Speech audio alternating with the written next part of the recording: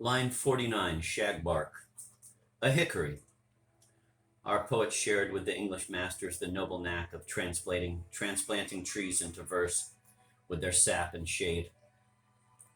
Many years ago, Disa, our king's queen, whose favorite trees were the jacaranda and the maidenhair, copied out in her album a quatrain from John Shade's collection of short poems, Hebe's Cup, which I cannot refrain from quoting here, from a letter I received on April 6, 1959, from southern France. The sacred tree, the ginkgo leaf in golden hue when shed, a muscat grape, is an old-fashioned butterfly ill spread in shape. When the new Episcopal Church in New Y, see note to line 549, was built, the bulldozers spared an arc of those sacred trees planted by a landscaper of genius, Retberg, at the end of the so-called Shakespeare Avenue on the campus. I do not know if it is relevant or not, but there is a cat and mouse game in the second line. And tree in Zemblin is Grados.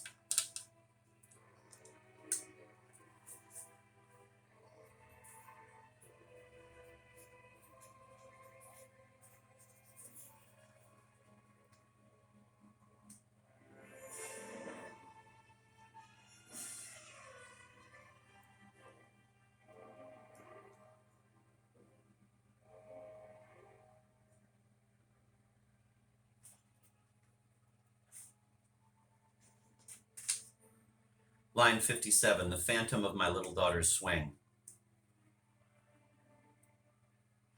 After this, Shade crossed out lightly the following lines in the draft.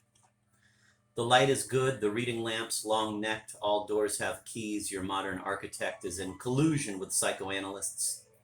When planning parents' bedrooms, he insists on lockless doors so that when looking back, the future patient of the future quack may find all set for him, the primal scene.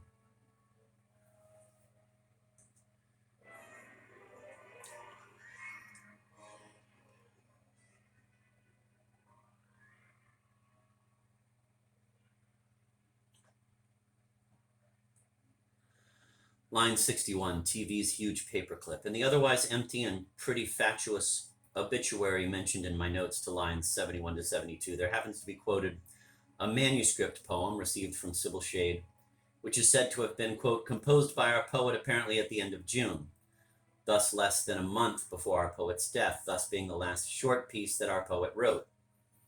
Here it is. The Swing. The setting sun that lights the tips of TV's giant paper clips upon the roof. The shadow of the doorknob that at sundown is a baseball bat upon the door. The cardinal that likes to sit and make chip-wit, chip-wit, chip-wit upon the tree. The empty little swing that swings under the tree. These are the things that break my heart. I leave my poet's reader to decide whether it is likely he would have written this only a few days before he repeated its miniature themes in this part of the poem. I suspect it to be a much earlier effort. It has not year subscript, but should be dated soon after his daughter's death, which Shade dug out from among his old papers to see what he could use for pale fire. The poem our necrologist does not know.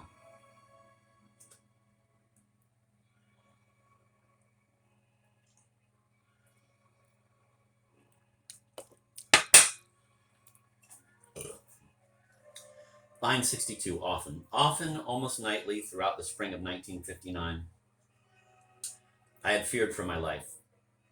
Solitude is the playfield of Satan. I cannot describe the depths of my loneliness and distress. There was naturally my famous neighbor just across the lane, and at one time I took in a dissipated young roomer, who generally came home long after midnight. Yet I wish to stress that cold, hard core of loneliness which is not good for a displaced soul. Everybody knows how given to regicide Zemblins are. 2 queens, 3 kings, and 14 pretenders died violent deaths, strangled, stabbed, poisoned, and drowned in the course of only one century, 1700 to 1800.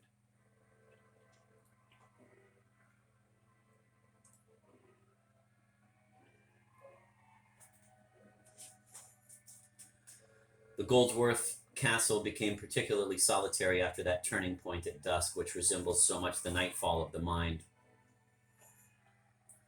Stealthy rustles, the footsteps of yesteryear leaves, an idle breeze, a dog touring the garbage cans. Everything sounded to me like a bloodthirsty prowler. I kept moving from window to window, my silk nightcap drenched with sweat, my bared breast a thawing pond, and sometimes, armed with the judge's shotgun, I dared beard the terrors of the terrace. I suppose it was then, on those masquerading spring nights with the sounds of new life in the trees cruelly mimicking the cracklings of old death in my brain, I suppose it was then on those dreadful nights that I got used to consulting the windows of my neighbor's house in the hope for a gleam of comfort, see notes to lines 47 to 48. What would I not have given for the poet suffering another heart attack, see line 691 in note, leading to my being called over to their house, all windows ablaze, in the middle of the night, in a great warm burst of sympathy, coffee, telephone calls, Zemblan herbal receipts, they work wonders, and a resurrected shade weeping in my arms. There, John.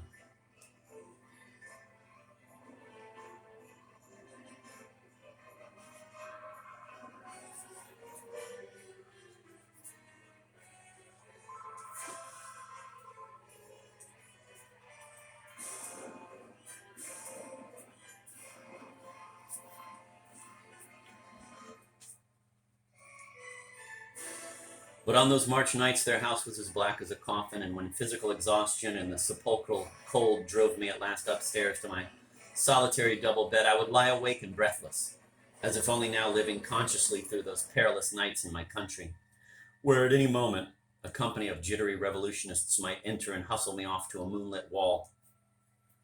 The sound of a rapid car or a groaning truck would come as a strange mixture of friendly life's relief and death's fearful shadow. Would that shadow pull up at my door? Were those phantom thugs coming for me?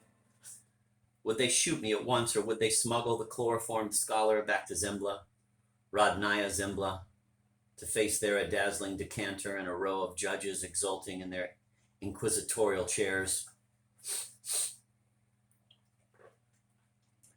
At times I thought that only by self-destruction could I hope to cheat the relentlessly advancing assassins who were in me, in my eardrums, in my pulse, in my skull, rather than on that constant highway looping up over me and around my heart as I dozed off only to have my sleep shattered by that drunken, impossible, unforgettable Bob's return to Candida's or Dee's former bed.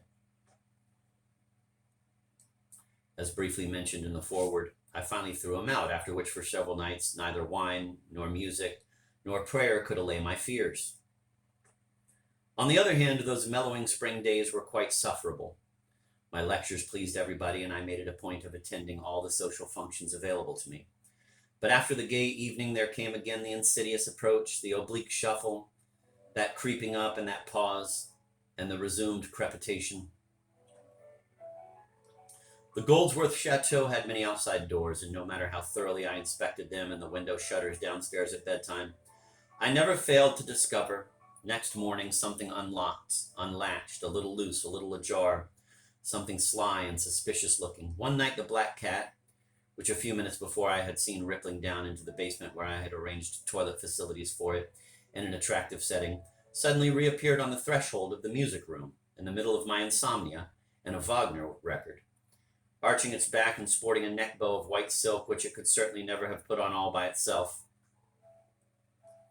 I telephoned 11111 and a few minutes later was discussing possible culprits with a policeman who relished greatly my cherry cordial, but whoever had broken in had left no trace. It is so easy for a cruel person to make the victim of his ingenuity believe that he has persecution mania, or is really being stalked by a killer, or is suffering from hallucinations. Hallucinations! Well did I know that among certain youthful instructors whose advances I had rejected, there was at least one evil practical joker. I knew it ever since the time I came home from a very enjoyable and successful meeting of students and teachers, at which I had exuberantly thrown off my coat and shown several willing pupils a few of the amusing holds employed by Zemblan wrestlers, and found in my coat pocket a brutal anonymous note saying, "You have Hal S. real bad, chum," meaning evidently hallucinations, although a malevolent critic might infer from the insufficient number of dashes that little Mr. Anon despite teaching freshman English, could hardly spell. I am happy to report that soon after Easter, my fears disappeared, never to return. Into Alfina's or Betty's room, another lodger moved. Balthazar, Prince of Loam, as I dubbed him, who with elemental regularity fell asleep at 9 and by 6 in the morning was planting heliotropes, Heliotropium turgenevi. This is the flower whose odor evokes with timeless intensity the dusk, and the garden bench, and a house of painted wood in a distant northern land.